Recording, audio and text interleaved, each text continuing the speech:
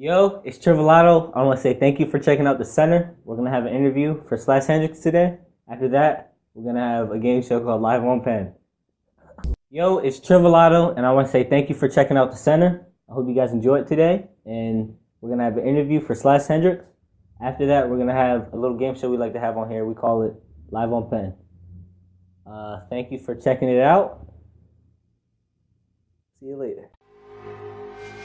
Yo, what's up? It's the TheKidCAB, man. I want to welcome everybody to the center. And I also want to welcome my man Slash Hendrix in the building. And I mean, we're going to get a couple questions on him and let the people know about who he is and what GME is. You know what I'm saying? So, shout yourself out, let them know who you are and where you're from. Yeah, I go by the name Slash Hendrix. I'm the active CEO of GME, Get Money Entertainment, and I'm originally born in Chicago, but I'm right here from Reading, Pennsylvania. No doubt, man. Yeah, local. That's what it is. So we're going to get... this guy's a rock star, you know what I'm saying, like a crazy entertainer. So we're going to get right into some questions. Earn my last name, man. Hit me with the questions. No doubt. So let the people know a little bit about your history. I've known you for a little while. We've talked, you know what I'm saying? So, with your past incarceration, let the people know, what it took to overcome that, you know what I mean? Yeah, man. Well, I met you when I was, 14, right? And I remember when I met you, I was, already all the way in the mix. Like, there was no stopping me from nothing. You know what I'm saying? And but it started before that, actually. Like, when you met me, my family was already good. Like, my mom was good, my brother was good, playing football and all that. I was just at that time I was already used to what I had to do for us to get that good. Right. You understand? Like, right. you personally know my story. Like, I took care of my brother, I took care of my mom. Looking from the outside in, right. My brother would have looked like he had it all. Like, we was getting wild child support checks or something, but SSI, nah, nigga, that's from the hood. That's hood money right there. And no doubt. I basically did it to help my family out, and I got caught up. If you look my case up, I actually got booked for not telling. I didn't even know you go to jail for that, but it is what it is, man. Right. That's crazy, man. So let the people know about what it takes to to overcome that and kind of, you know what I mean? Yeah, man. Well, 5 years, my nigga. Like, I did a nickel, and I remember the first time. Like, I went to the county before. The county's like, whatever, I can do this. Once you get the greater Ferd and you see them tears, you're like, man, this is some blood in, blood out shit. What the fuck? And then you get used to it. And what made me want to change is I got scared of what I was becoming. Like, I remember my third year in. Like, my first year or two, all the life was like, oh, young boy, you wild, man. You need to chill. You're not gonna learn. Fuck it. After my third year in, they're like, look, sit the fuck down, listen to me. You need to learn, because nobody obviously taught you before. You know what I'm saying? And I got used to being in prison, though, man. Like, I really would wake up like, hey, we good. Let's go work out. Let's go. And it was like, oh, fuck, this ain't life. I forgot how it was to live out here. That feeling alone made me never want to have to go back to doing what I was doing. Word, you man. Feel me? And that's real. Word, no doubt, man. So since your release, you started GME, which is Get Money Entertainment. So just let the people, know about how you started that and what led to that. Well, I've always been an entertaining person. You know what I'm saying? My whole life, I've always been one of the dudes in the circle that everybody surround, whether I'm telling jokes, trying to bag a random stranger, or rapping. I always had little 4 bars in the tuck. Right, exactly. You know what I'm saying? And you actually one of the first persons I ever rapped with. Yeah, taking it back to Thanksgiving dinners and all that. Right, history. But it's like I figured why keep doing this? Like, I was going to the clubs a lot. Me and my brothers, man. I got a lot of brothers, and the whole UBL nation. We used to go out and we used to wreck these clubs. And when I say wreck, I mean people would hit us up like, "Are y'all going out tonight?" And if we said no, nobody went out. That's when it hit me like, yeah, I can make some money off these people. Right. You know what I'm saying? And I tried the whole working thing. I remember when I first came home, I had a good job, and I worked my way up. I started off as a bus boy in a hotel, and I worked my way up to soup, and I was like, yeah, this is what I was working for. Right. Thank God. That first check came, I'm like, how am I gonna get my G-Wagon like this? Like, it wasn't enough. So I right then and there, I was like, man, I gotta do something. And then, as time went on, I realized the possibilities, and I just basically took all my network and a little bit of bread I had put away and flipped it. No doubt, man. It came up really fast, man. I want to congratulate you on that. I'm a fast-moving person, No brother. doubt. He's actually really entertaining, so it's like, you know what I mean? It's fun to watch, you know what I'm saying? So, I mean, come check me out. I got you. Yeah. No doubt. So, you know what I mean? Like, I seen you recently. You were, I guess, you hosted Aisha Diaz hosted a party of yours along with Will, the promoter. Yeah, that was actually my birthday party. And, yo, it was crazy because I remember, like, I was thinking, like, the week before that, like, damn, what I'm going to do for my birthday? I was going to shoot to New York and go buy these starlets because those bottle girls are bad. But instead, like, I remember Vanity Grant hit me up first and he was like, yo, we want to do your birthday. Send us pictures for the flyer. I didn't even give them a yeah yet. And they were like, send me pictures for the flyer. I was like, hold on. Well, who are you bringing to host? Because a Slash Hendrix party must be a banger. I won't accept regular nothing. You understand? I want a check. I don't do nothing for free. And if I'm going to do it for free, it got to be the best time ever. And even then, it ain't for free because I'm not paying for shit. Right. You know what I'm saying? Bottles, hookah, everything must be on the tab. If not, I'll go to one of my local clubs and show love to the people that been showing me love. You know, I believe in favor for favor, but Will hit me up and he gave me a better offer. He was like, yo, my man, look. Because I went to Lyrics on a party bus. That's where he be at. He be at Club Lyrics, North Philly. You know, it's a little Spanish spot, but they mix it up. DJ Spontaine is a good-ass DJ. And the Exquisite Females are bad. Like, y'all gonna be good. They all got Instagrams. They're friendly. Y'all like them. But he hit me up and was like, look, guess what? I got a surprise for you. He know how to talk to me. That's what it is. He hit me up and was like, Slash motherfucking Hendrix, I got a banger for you. And I was like, what are you talking about, man? like get to the point, my man. And he's like, I got Aisha coming down. I'm like, oh, Diaz?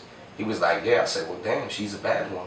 I'm gonna have to meet her. So I was like, all right, say no more. I'll come down, you feel me? And I came, I always want to meet her because she's actually a friend of a very close relative of mine, Egypt Celinda. She's not really related to me. She might as well be my sister. I love her to death. You know, she's like a quote-unquote video vixen. You know, she was married to a producer, whatnot. All these guys, she used to tell me, like, Aisha's my friend. I used to be like, damn, put me on. And she would never put me on. And that's really the truth of why I accepted this. I was like, man, I'm going to put myself on Aisha. Find out she got a man, but it is what it is. No doubt. It was fun. We had a Aisha good Diaz, time. man. Yeah, shout out, man. No doubt. And then, I also, I was looking at your Instagram and everything, and I seen you out there promoting the Kevin Gates show. Oh, yeah. That's gonna be huge, bro. Well, basically what that is, like, that's not actually my show, but my company is handling a lot of the promotion for it. No doubt. Like, that's actually my man. My man Panama Cash. That's actually his show and his people's show. And we have a mutual friend who I actually met while I was incarcerated. He's from Soundview in the Bronx. My man Pop Money Murder. And he hit me up like, yo, my man needs some promotion work done. He got a little job for you, etc., etc. I was like, well, plug me in. We linked up. We talked for about 5-10 minutes. And like 2 days later, he sent his old head some old poppy boy. An old truck pulled up, had like 1,000 flyers. I'm like, what I'm gonna do with this? He was like, promote. Word. He's like, you know what? I got you. Make 3 phone calls and flyers all over the city by the end of the day. Right. That was good, man. That's how we move. That's what I'm saying. I like to see that because I got to see GME at work.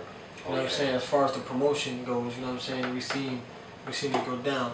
It's not work for them, bro. I make it fun for them. Like, you gotta understand, a lot of the people that like for instance, a lot of people have like the little cousins or a brother, yo, hand these flyers out. I don't do that. I go up to kids who aren't doing nothing. Like, for instance, I be on the North a lot in Redding, and all my young bulls be deep on the block. They be, what are y'all doing? Y'all might as well get money. I'll give y'all each $100, plus I'll buy you food, and you could say you was part of GME at one point if we ever get famous. Like, and I'm creating jobs, man. Yeah, giving them an opportunity. You know what I mean? I like that too because teaching them responsibility. Yeah, bro. They gotta work. I didn't see the problem with me was when I was a kid was I ain't had nobody to teach me how to work. My dad in the feds. You feel me? My mom was Miss Puerto Rico. She a spoiled ass bad. You know my mother, man. So it's like she's a diva, bro. So it's like they ain't teach me how to work. My mother taught me education. But it was my father's job to teach me how to work. Since he was in the feds, I had to teach myself that. Word. So, try to spread the knowledge. Knowledge shouldn't be kept to itself. Right, no doubt, man. That's no doubt. So, a little bit, Jimmy, what are some of the clients that you work with? You know what I mean? And what do they do? Well, I work with a lot of people. I have a lot of associates. You feel me? And, like, a good buddy of mine, a good example, my boy, White Boy Jake.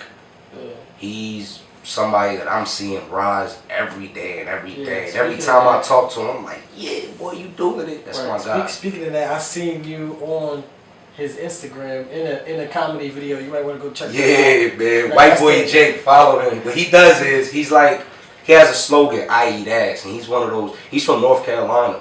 And he's one of them white boys that grew up, I guess, in a urban neighborhood where he loves nargis. And le gusta la nalga. He likes ass, my nigga. He will go up to anybody's baby mom, anybody's wife, and he's not as big as that Tyrone dude. He is a little scrawny white boy, and he'll be like, excuse me, baby, can I eat your butt? Like, he's just hilarious, man. Follow him. Exactly. I like that too because, you know, it's like I got to see some of your entertainment side. Yeah. So it's like everything that I see it's always a reflection of GME. You know what I mean? It's like I get to see how it's at work and the promotion and the entertainment and stuff like that. You know what I mean? I always think that's good. You know, so and oh yeah, also I forgot one more thing was the OT Genesis. Oh yeah, I had OT coughing on that OG. I see that. That was at Onyx. You know what I mean? How did that go down? Once again, man, Jake. See, he like I said, he's a friend of mine. So he invites me to everything. Like he was just in Starlings last week for like 2 days and I didn't go, but that's 'cause I was busy. But he was out here, and when he got the phone call to host Onyx, he was at my house and he was like, yo, you should come with me, bro. I know you like strip clubs. You know, you might come. It'll be a good time. So I was like, all right, I'm out. Went and got me an I Eat Ass shirt. Right. And you know, you gotta promote the brand. I Eat Ass. Right. Yeah, man. And it was a dope night. We went in. I remember as soon as we walked in, they pulled us on stage, and we were the stars. OT wasn't even there yet. I forgot he was even coming. Like I felt like OT for the night. Like we was chilling. We was on the throne. If anybody ever been to Onyx, that throne that be on stage, we was there the whole night. I was throwing wild bands for no reason, blowing on stage. And then when OT came, I was like, that's you? And Jake's funny as hell. First thing he did was he was like, this is my plug. He's in love with the Coco. I was like, what? Nah. Like, but that's just how Jake is. Like, he'll make jokes about anything. And that was my icebreaker with OT Genesis. And I sparked him up. He was like, this is T.U.? Like, he's mad funny. He's from LA. I thought he was from like Georgia or something. Yeah, that's dope, man. You know what I mean? That's like, you know, I see you in the mix. So it's like, with those credentials, you could offer people to be in a certain public eye. So as a promoter, you know what I mean? Definitely. So that's I like to see that with GME, man. I like to see that. You know what I mean? So but you know, what does people want to know? Like, what inspires you? You know what I'm saying? What inspires you to you know, get into the entertainment and promoting and you know what I'm saying? And like, you know, to open up the business with GME. You know, what inspires you? Everything, man. The struggle, the come up, and the end result. Like, I live my life on a day-to-day basis, on a routine. Like, my mother always used to, you know, my mother's strong Rican, you know my mom. Like, she used to always raise me like, no, you gotta have a routine. So it's like, now that I've created this lifestyle for myself, I try my best to keep it up and work hard for it. And the only way to do that is by planning, progressing, you know what I'm saying? I read a lot of books. A lot of people don't know that. I read a lot of books. I got a mini library in my house. And, you know, it ain't always about TV and social media. Yeah. And what inspires me is the end result. My end result is I want to be a mogul. Word. I'm not normal. I've never been normal in my life. So now that I'm in this new field, I'm in the entertainment industry. There's so many people that are already known. They're established. I'm gonna be past them. Right. And then have their guys work for me. Straight up, man. Yeah. That's a nice way to look at it, man. That's inspiring, you know what I mean? So tell the people a little bit about the plans for the future for GME and what can they expect, you know what I'm saying? They could expect a lot, like a lot lately. I've been back in the booth. You know, okay, you always know I kept a couple punchlines in the tuck. Exactly. So we can expect some music, you know. Yeah, man, I'm gonna drop a little, probably something like a 10-track album. I got a lot of unfinished bangers. You know, if you follow my medias and my Snapchat, y'all will know that I have an interesting story. I have an interesting life. A lot of drama for some reason. A lot of shit going on with women. Like, no, chill. Like, and I rap about all this shit. Everything I rap about is the truth.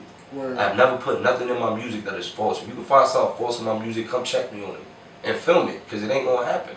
You know what I'm saying? So I have an interesting story to tell that. Also, I want to release, like, with my filming company, because GME has branches. We have our filming department. We got our graphic design team. You know, we do documentaries, music videos, movies. You want to write a book? I'll publish it.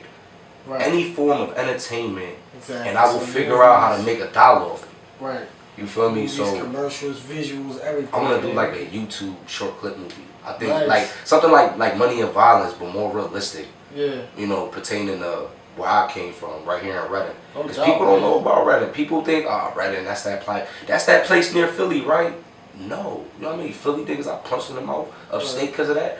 But no disrespect, Philly. I love Philly. I be in Philly all the time. Shout out AR Rab, the whole BH gang. But I'm saying when I was upstate, that's how it went down because people don't respect Reading. Well, now they do, I would hope. But it's like if you Google my city, it's bad. Like the violence, the poverty. You know, you'll come here, you'll see wild foreigns, Porsches, Benzes. But that's all from negative things. Right. You understand? So it's definitely an interesting story, man. I got a lot to show, lot to show out here. No doubt, man. So be on the lookout for everything he has in store, man. Yeah. Straight up, man. I want to thank you for coming out, bro. You already know you're my boy, man. Straight up, it's all love, man. I want to thank Slash. Thank you for watching that interview. Now we're going to get into some local music. Hope you enjoy it.